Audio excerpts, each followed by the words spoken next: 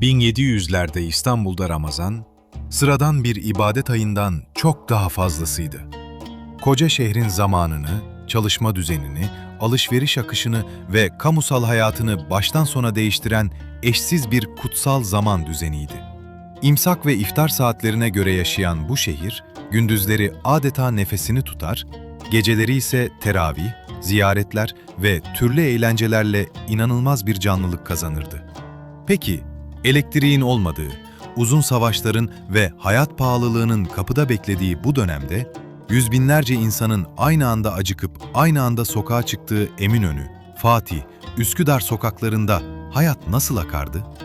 Gelin, padişahların kılık değiştirip fırıncıları denetlediği, kahvehanelerin birer sahneye dönüştüğü ve gökyüzüne ışıklı yazıların asıldığı 1700'lerin gizemli İstanbul'una doğru unutulmaz bir yolculuğa çıkalım.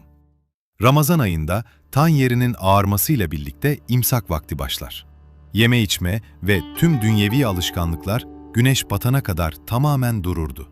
Sabahın o en erken saatlerinde yapılan yoğun sahur hazırlığının ardından güneş doğunca Suriçi İstanbul'unun sokaklarına ağır bir sessizlik inerdi.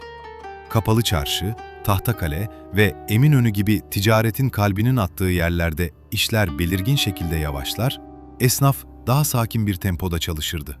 Fakat sokaklardaki bu sessizlik evlerin içinde, özellikle büyük konaklarda tam tersine bir hazırlık hareketine dönüşürdü. 1700'lerin İstanbul'unda Ramazan, kadınlar için mutfağın hiç durmadığı bir zamandı. Gün boyu süren hazırlıklar, iftar sofrasının eksiksiz kurulması için yapılan ince hesaplar, hamurlar, şerbetler, tencereler.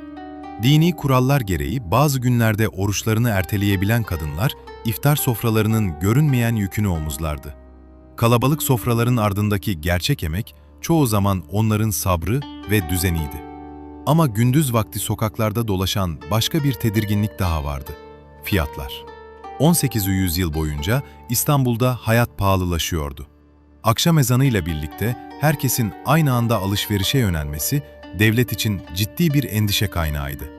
Çünkü Ramazan'da aç bir şehir ihtimali, düzenin sarsılması demekti.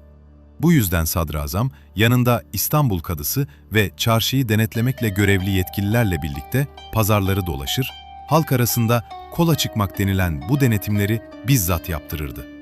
Esnafa üst sınır fiyatlar belirlenir, buna nar denirdi. Ekmek ve pide fiyatları tellallar aracılığıyla duyurulur, hile yapan, eksik tartan ya da fiyatı yükselten esnaf ağır biçimde cezalandırılırdı. İstanbul'un sofrası boş kalmasın diye Tekirdağ, Silivri ve Trakya'nın iç kesimlerinden sürekli tahıl sevkiyatı yapılır, Haliç kıyılarındaki ambarlar dolu tutulurdu. Akşam ezanının ufukta yankılanmasıyla birlikte gün boyu suskun olan o koca şehir derin bir nefes alır ve adeta yeniden canlanırdı. Gündüz tamamen aç geçirilmiş olduğu için iftar, 1700'lerin insanı için günün en önemli öğünüydü. Bu dönemde sofralar ve yemekler insanların imkanlarına göre değişirdi. Saray ve üst düzey yöneticilerin sofralarında has ekmek, özel pideler, etli yemekler, tatlılar ve buz gibi şerbetler yer alırdı. Zengin konaklarında misafir ağırlamaya büyük önem verilir, iftariyelikler ve pideyle açılan orucun ardından çorba ve asıl yemekler gelir, yemek sonrasında ise kahve eşliğinde sohbet uzardı. Kimi konaklarda misafir uğurlanırken diş kirası denilen küçük bir hediye ya da para da verilirdi. Orta halli ailelerde ise iftar çoğu zaman çorba, zeytin, peynir, pide ve tek bir sıcak yemekten oluşurdu. Yoksul içinse iftar her akşam aynı bollukta kurulmazdı. Çoğu evde birkaç parça ekmek ya da pide, ince bir çorba ve elde ne varsa onunla açılırdı. İmarete ya da mahalle yardımına ulaşabilenler sıcak aş bulur, ulaşamayanlar için Ramazan bazen bolluktan çok bekleyiş demekti. Ramazan sonunda verilen fitre, bazı dar gelirli ailelerin bayrama biraz daha hazırlıklı girmesine yardım ederdi. İftar bittikten sonra karanlık çöktüğünde başınızı gökyüzüne kaldırdığınızı düşünün. 18. yüzyıla gelindiğinde mahya sanatı artık iyice yaygınlaşmış, ustalık isteyen ayrı bir iş haline gelmişti. Sultanahmet, Süleymaniye ve Fatih gibi büyük camilerin minareleri arasına gerilen kalın iplerin üzerine yüzlerce kandil tek tek asılırdı. Bu kandillerin yanabilmesi için büyük miktarda kandil yağı hazırlanır, fitiller günler öncesinden kesilir ve ayarlanırdı. "Ya Fettah, hoş geldin ya şehri Ramazan" gibi yazılar gecenin karanlığında parladığında halk için bu sadece bir ışık gösterisi değil, gecenin en heybetli manzaralarından biriydi. Elektriğin olmadığı bir şehirde bu ışık yazıları gecenin gökyüzünde adeta mucize gibi dururdu.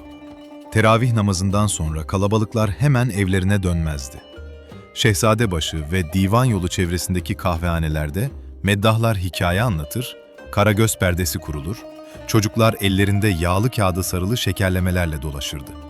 Ramazan geceleri İstanbul'da bazen sahura kadar sürerdi. Halk sokaklarda bu canlı atmosferi yaşarken, Topkapı Sarayı'nda devletin ve inancın en önemli törenleri daha ağır ve daha görkemli bir düzen içinde gerçekleşirdi. Ramazan ortasına doğru Hırka-i Saadet ziyareti için hazırlık başlar.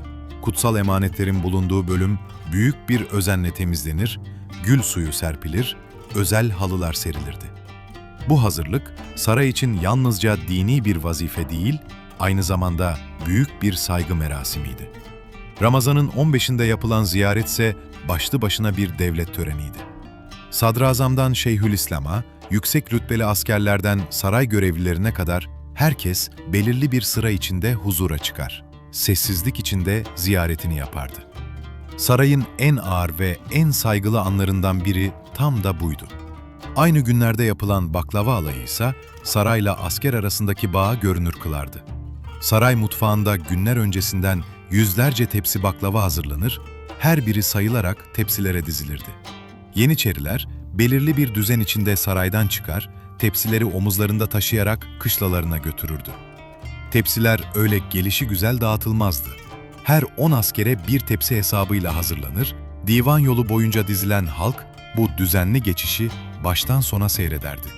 Bu alay yalnızca ikram değil, sarayla ocak arasındaki düzenin ve hiyerarşinin halka açık biçimde gösterilmesiydi. 1700'lerin İstanbul'unda Ramazan, her akşam koca şehrin nabzını değiştiren bir zamandı. Mahallede sofraya yetişme telaşı, cami avlusunda toplanan kalabalıklar, sarayda süren ağır merasimler, yoksul bir evde kaynayan tek tencerenin buğusu. Aynı ay, aynı şehir, fakat her evde başka bir hikaye. Belki de bu yüzden o eski Ramazan sadece geçmişte kalmış bir gelenek değil, birlikte yaşamanın hafızası olarak hatırlanıyor.